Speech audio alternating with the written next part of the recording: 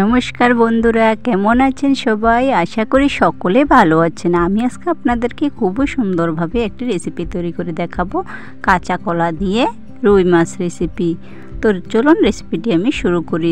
দেখুন বন্ধুরা, এখানে আমি 5টি কাঁচা কলা নিয়েছি আর একটা বল নিয়েছি। বলেতে কিছুটা জল নিয়ে কাঁচা কলাগুলোকে টুকরো টুকরো করে জলের মধ্যে দিয়ে দিলাম। এখন সেগুলোকে কেটে নিয়েছি। দেখুন আমি এভাবে মাছ বরাবর করে খোসা ছাড়িয়ে এক টুকরো করে কেটে নিয়েছি। তো এখন এগুলোকে ভালো করে কষলে কষলে ধুয়ে একটা থালাতে আমি নিয়ে নিচ্ছি। এখন আমি কলাগুলোর মধ্যে কিছুটা হলুদ গুঁড়ো দিয়ে ভালো করে মাখিয়ে 10 থেকে 15 মিনিটের জন্য সাইডে রেখে দেব। তাহলে আর কাঁচা কলা সিদ্ধ করার কোনো প্রয়োজন নেই। ওপর থেকে আমি অন্য কাজটা করে নিচ্ছি। দেখুন আমি এখানে একটা ছোট বাটি নিয়েছি। বাটিটার মধ্যে 4 থেকে 5টি শুকনো লঙ্কা, 4-5 টুকরো করে আদা আমি কেটে নিয়েছি। এখন এগুলোকে ভালো করে একটু জলে ভিজিয়ে 5 থেকে 10 মিনিট পর শিলনোড়াতে বেটে নেব। তো দেখুন আমি যে কাঁচাগুলোগুলো ভিজিয়ে রেখে দিয়েছিলাম, সে কাঁচাগুলোগুলোকে এখন ভালো করে ধুয়ে নিচ্ছি। তার মধ্যে থেকে কষটা কিন্তু জলের সাথে বেরিয়ে যাবে। ভালো করে কষতে কষলে হলুদের সাথে এই কাঁচা কলার কষটা বেরিয়ে যাবে। তো দেখুন ভালো করে ধুয়ে আমি একটা থালাতে নিয়ে নিচ্ছি। তো সঠিকভাবে যদি রান্নাটা করেন খেতে কিন্তু দারুণ লাগে। তো দেখুন এর মধ্যে বিষণটা কষ, এটাকে ফেলে দেব। আর শুকনো লঙ্কা আর আদাটা যে ভেজে রেখে দিচ্ছিলাম সেটা শিলনোড়াতে নিয়ে নিয়েছি। দিয়ে দিলাম এর মধ্যে 1 চামচ জিরে গুঁড়ো আর 1.5 চামচ ধনে গুঁড়ো দিয়ে ভালো করে শিলনোড়াতে বেটে নিচ্ছি। তো বন্ধুরা, মশলাটা বাটা মশলা দিয়ে রান্না করে খেলে রান্না কিন্তু আরও দুর্দান্ত হয়। তো যতটুকু সম্ভব প্যাকেট মশলা না খেয়ে বাটা মশলা খাওয়ার চেষ্টা করবেন, তাহলে শরীর স্বাস্থ্য সব কিছুই ঠিক থাকবে। তো দেখুন কথা বলতে বলতে আমার বাটাটা কিন্তু হয়ে গেছে।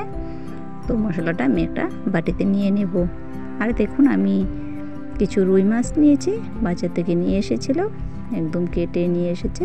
তাই এগুলোকে ভালো করে ধুয়ে এর মধ্যে পরিমাণ মতো হলুদ গুঁড়ো, কিছুটা লঙ্কার গুঁড়ো আর স্বাদ মতো লবণ দিয়ে একটু সরিষার তেল উপর দিয়ে দিলাম।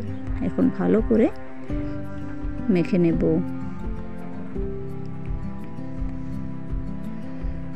দেখুন কত সুন্দর করে মাখা আমার হয়ে গেছে। এখন আমি গ্যাসেতে কড়াই বসিয়ে তার মধ্যে কিছুটা সরিষার তেল দিয়ে দিলাম। তেলটা যখন গরম হয়ে যাবে তখনই আমাকে মেখে রাখা মাছগুলোকে দিয়ে দিতে হবে।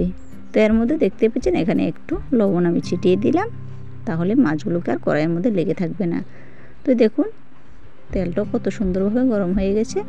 এখন এক এক করে আমি অর্ধেকটি মাছ এর মধ্যে দিয়েছি, বাকিগুলিকে আমি পরে দেব।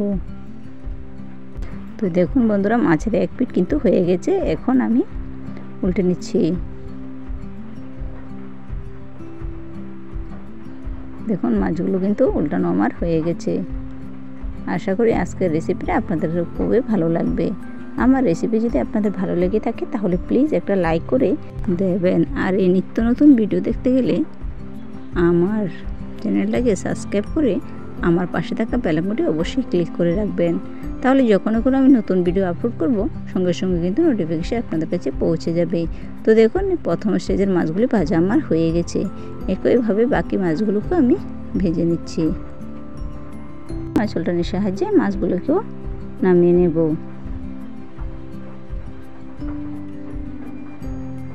এখন ওই তেলে ধুয়ে রাখা কাঁচা কলাগুলো দিয়ে দিলাম। এখন এগুলোকে ভালো করে ভেজে নেব। এরপর কাঁচা কলার মধ্যে দিয়ে দেব একটু লবণ। এখানে হলুদ ব্যবহার করব না, যেহেতু আমি আগে থেকে হলুদ মাখিয়ে রেখে দিয়েছিলাম। এখন লবণটা দিয়ে ভালো করে একটু মেখে নিচ্ছি।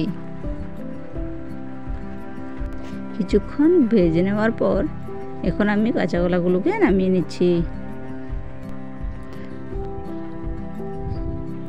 সবগুলো কাঁচা কলা নামানো আমার হয়ে গেছে। এখন কড়াইতে আমি আবারও তেল দিয়ে দেব। তারপর আমি আলুগুলোকেও সে একইভাবে ভেজে নেব। দিয়ে দিলাম, এর মধ্যে দিয়ে দেবো পরিমাণ মতো লবণ আর হলুদ গুঁড়ো।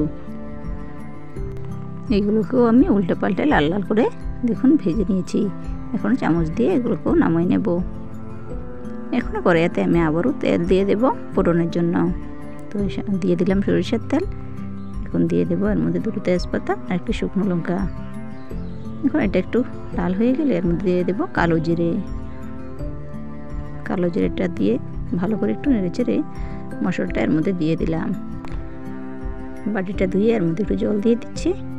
একটু নাড়াচাড়া করে নিয়ে তারপরে একটু কালারের জন্য আমি দিয়ে দেব হলুদ গুঁড়ো। দেখুন হলুদ গুঁড়োটা এর সঙ্গে ভালো করে কষিয়ে নেব। এই যে দেখুন কষিয়ে কত সুন্দর একদম লাল লাল হয়ে গেছে। তখন আমি কাঁচা কলা আলু এর মধ্যে দিয়ে দিয়েছি। আশা করি রান্নাটা সবাই করেছেন কম বেশ, তারপরেও আমি দিয়েছি যারা নতুন এখনও রান্না করতে জানেন না তাদের জন্য আমার আজকের এই রেসিপি। তো দিয়ে দিলাম স্বাদ মতো লবণ। এখন একটু ঢাকনা দিয়ে রাখবো মশলাটা কষানোর জন্য।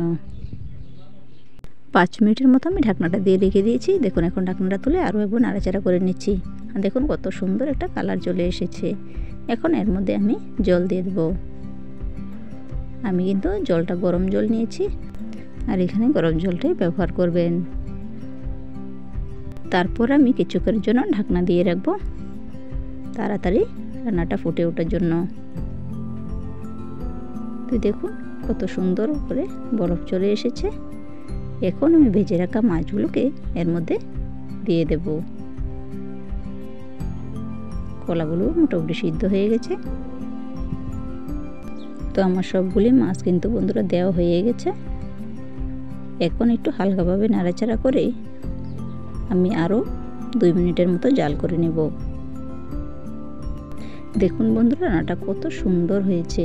এখন এর মধ্যে আমি স্বাদটা একটু বাড়ানোর জন্য এখানে 1/2 চামচ চিনি এড করেছি। চিনিটা অপশনাল, আপনারা চাইলে দিতে না পারেন না দিতেও না পারেন। তো রান্নাটা কিন্তু আমার হয়ে গেছে। আমি কিন্তু এখন বন্ধুরা নামিয়ে নেব।